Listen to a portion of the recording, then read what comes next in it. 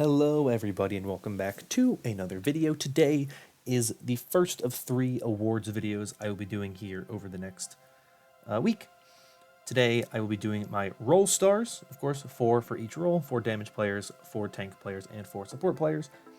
And then on Friday I will be doing my second part, which will include my 7th Man of the Year award, my Comeback Player of the Year award, and my Best Mid-Season Addition award.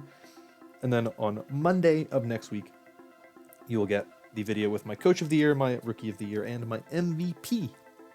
So those will be coming later on, but for now, we just have the Roll Stars for today. Now, real quickly, the reason why I'm making 3 different videos is just so I have more time to kind of talk about my reasonings for picking things. I don't want any of these videos to get too long. I'd rather do 3 15 to 20 plus minute videos as opposed to doing, one video that's an hour, 40 minutes, whatever it may be.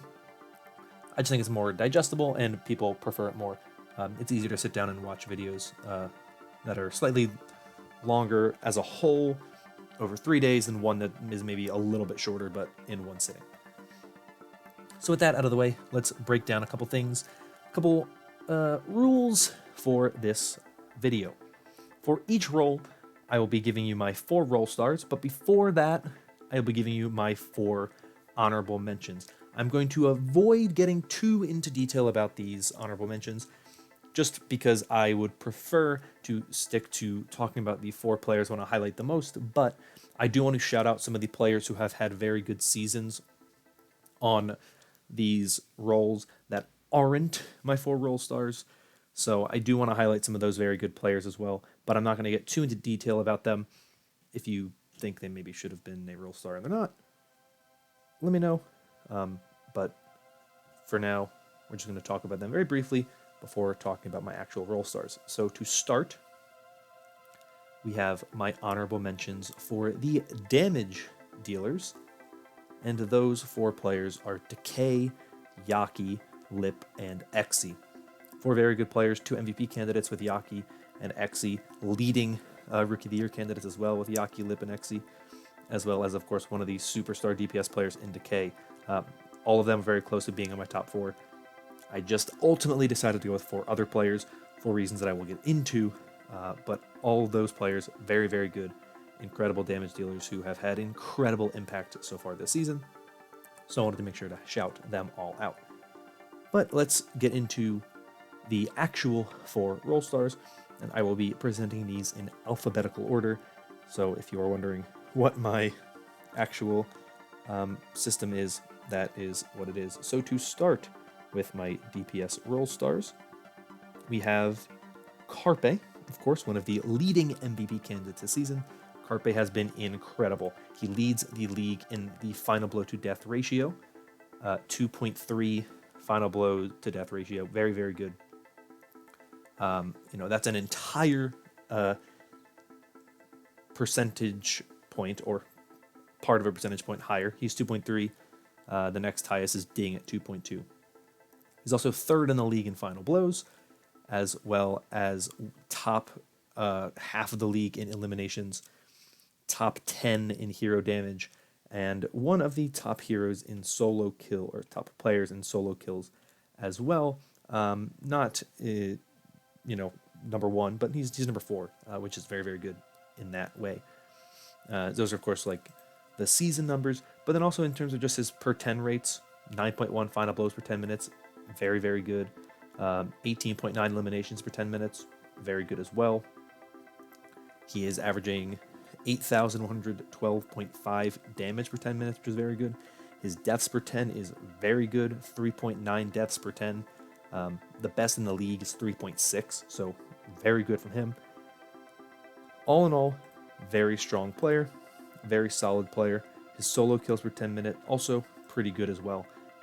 He's been incredibly important to the Philadelphia Fusion's success so far this season, and he is by far one of the most prominent and best examples of top-tier DPS play so far this season. So he is naturally here on this list of the top 4 damage players on the season.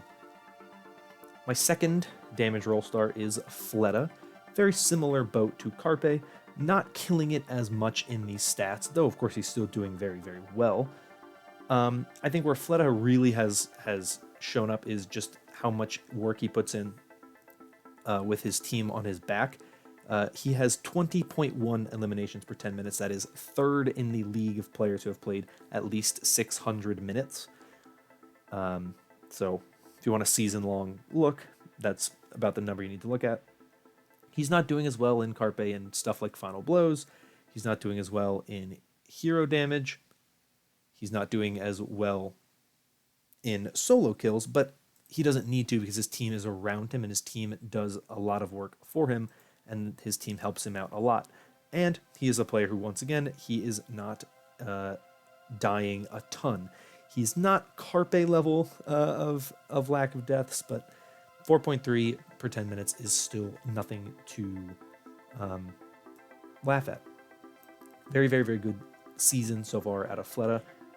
Excited to see what he does in the playoffs, and that is why I have him here as a damage roll star. He has been a great player, and if you can do what Fleta did at the end of the May Melee against the Soul Dynasty, you deserve a spot here.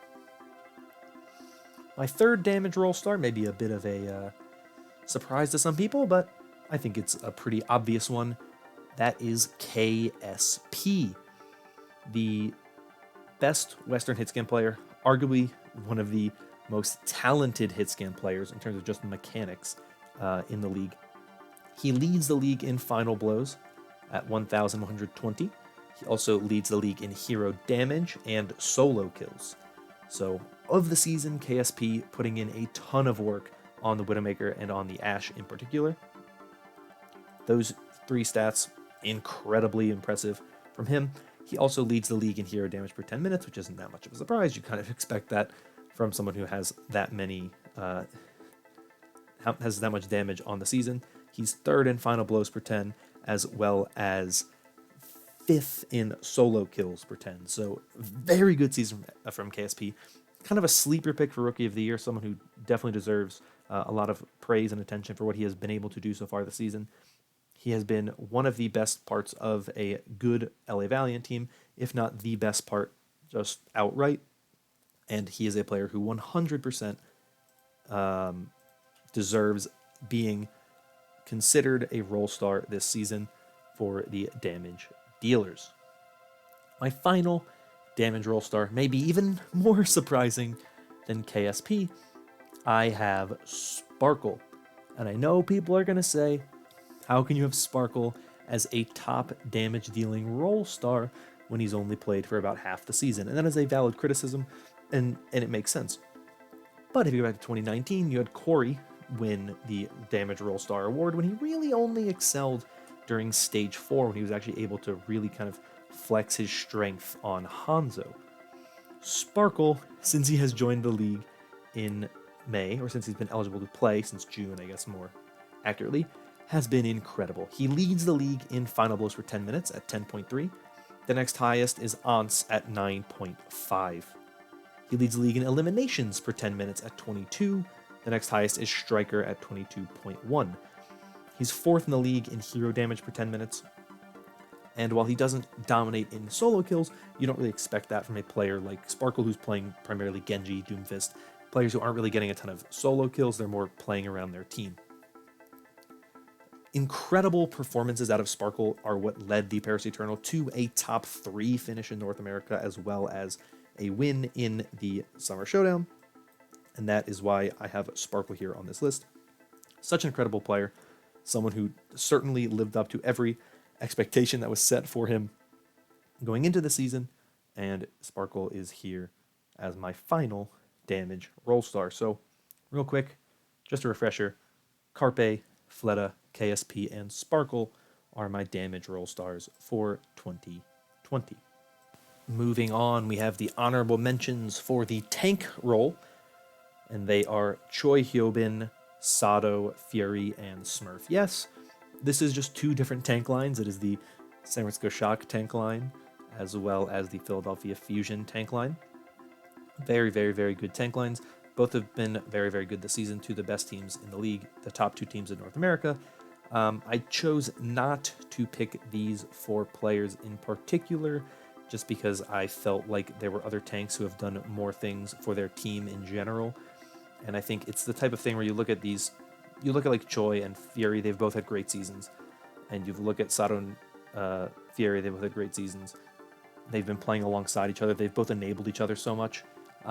It just felt like the type of thing, like you can't really put one, you have to put both together.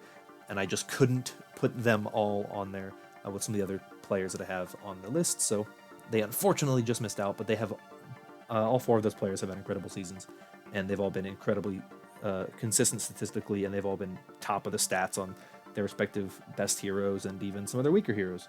And so huge shout out to both of those tank lines for being top tier this season. But moving on to my 4 official tank roll stars. Once again, in alphabetical order, we start with Krong of the Guangzhou Charge. Now, Krong statistically is not going to be as dominant as some of your other players like Choi Hyobin or even like Gargoyle for the Florida Mayhem, but he is still having quite a season for a rookie player who really is the only new piece to this Guangzhou Charge roster that is contributing to this team, and he is, despite that, still incredible. He's doing very well in eliminations this season, 2,150 on this season. He's not dominating again in things like eliminations, final blows, in the same way that some of these other players are. Like his eliminations are good, and his per 10 stats aren't incredible. They're good. They're not insane.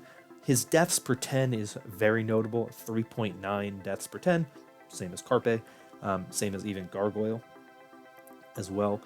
But what Krong has done for this team, for the Guangzhou Charge, has provided consistency at the tank role. He can play every tank at a high level, or every flex tank at a high level, and he was incredibly important to this Guangzhou Charge team in winning the Summer Showdown in Asia. There is a ton that you can look at with Krong to see that he is a rising star in this league. He's already a star. He's already an MVP candidate. He is one of the sleeper picks for MVP, in my opinion, and one of the sleeper picks for Rookie of the Year. Very good player, incredibly important to the success of this Guangzhou Charge team, and that is really the best thing about him, and the big thing of note right there for him. He might be probably the weakest of the 4 that I have on this list, but his play this season has just impressed me so much, and he's passed every eye test I've ever seen, and I have him here on this list. Next, I have Fearless, the only main tank on this list. Fearless, what more can you say about Fearless, man? He's been incredible this season.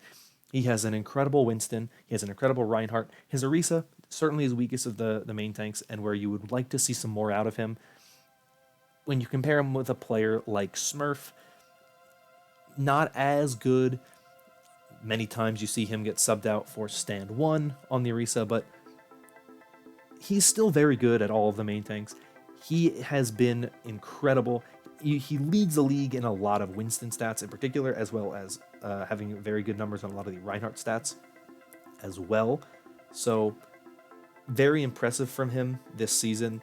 One of the players that I think has really shown his value so far this season. He has been a great player for this team. He has been one of the most important pieces of this dominant Shanghai Dragons roster, and I think there is really, really, really not much more to say about a player who wasn't even getting started at the very beginning of the season and now is absolutely incredible and has been the story for this team numerous times. Next is Hanbin, of course, flex tank for the Paris Eternal. He is incredible. He leads the league in eliminations by over 200 eliminations. 2,696 eliminations, followed by Void at 2,447. So incredible play from Hanbin in that regard. He's not the most safe flex tank. He has a relatively high death per 10 rate. Well, not high. It's below average, but compared to players like Void, Krong, Gargoyle, it's pretty high. He's sitting at 4.8 deaths per 10 minutes. But Hanbin has been incredibly important in setting up his team for success this season, and he has been incredibly important in being the central piece for this front line of the Paris Eternal. They switch a lot of the time between Ben Best, between No Smite, but the consistency that Hanbin has provided for this team at that flex tank role cannot be overstated. He has been incredible this season. The fact that he is not an MVP candidate is atrocious. It's a sin. He was robbed of being an MVP candidate, and Hanbin has been arguably the best flex tank in North America so far this season. My final tank roll star, of course, it's Void. Who else would it be? I've already said his name numerous times. He has the best deaths per 10 rate in the entire league at 3.6. He also has incredible numbers when it comes to eliminations, 2,447 on the season. He is 4th in the league in hero damage at 960,388. And he has been the king of consistency for the Shanghai Dragons team. The Shanghai Dragons have had several positions that they've had a lot of changes. Fearless and Stand 1 were switching back and forth at the beginning of the season. We've seen DM and Ding and Fleta and Lip get playtime. And, you know, Luffy and Lee Jae-gon and Izayaki have kind of switched between themselves in certain metas. But the consistent piece has been Void. He has been the backbone that has led this Shanghai Dragons team to the best record in the 2020 season. And for that reason, Void is the final tank roll star for 2020, at least for my roll stars. So real quick, just a refresher, Krong, Fearless, Hanbin, and Void are my tank roll stars for 2020. Finally, we have the support roll stars. Let's start with the honorable mentions. Shout out to Izayaki, Violet, Twilight, and Fielder, 4 flex support players. You'll see why there's 4 flex support players in the honorable mentions here. They've been the top 4 flex supports this season. Well, 4 of the top 5 flex supports this season. And I think that they all have been incredible. I mean, you look at what Violet has done for this Shock team and what Twilight has done for the Shock team. It's been incredible. Fielder reinvigorated this Paris Eternal team in a lot of ways. Izayaki been a super consistent piece of this Shanghai Dragons roster that was incredibly successful. And all 4 of them deserve a lot of praise and a lot of attention and a lot of credit for what they have done for their teams so far this season. But alas, they just missed out on the cut to make my support roll stars. But who did make my support roll stars? Well, let's start with the only flex support to be on my list. That is, of course, Alarm. There's no other flex support. It could be if I only picked one, it would be Alarm. Alarm has been incredible this season. What more is there to say? He has been the king of consistency when it comes to flex support play. He has one of the highest healing rates in the league, which is incredibly impressive in and of itself, as well as surprisingly very good offensive stats as well. He leads the league in general in healing, 1,413,000 in that department. He is also, as I've mentioned before, very good in offensive stats as well. When you look at your players who play your Ana, your Baptiste, your Zenyatta, he is one of the top in the league in that regard. Second highest solo kills per 10 rate of players on those heroes. He is 4th in hero damage per 10 of those heroes. He is 2nd in eliminations per 10.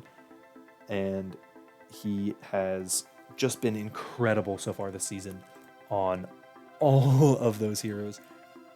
Incredibly impressive what he has been able to do. Rookie of the Year, front runner in many people's eyes. Certainly one of the top rookies this season. Certainly one of the top support players this season. So much praise can be thrown on this man for what he has done so far this season. You know, leads the league in eliminations when it comes to players on those heroes, and just such a great hero, such an impressive hero for him, or season for him. Great rookie season. He is here as the only flex support to make this list. Next is FD God of the Paris Eternal.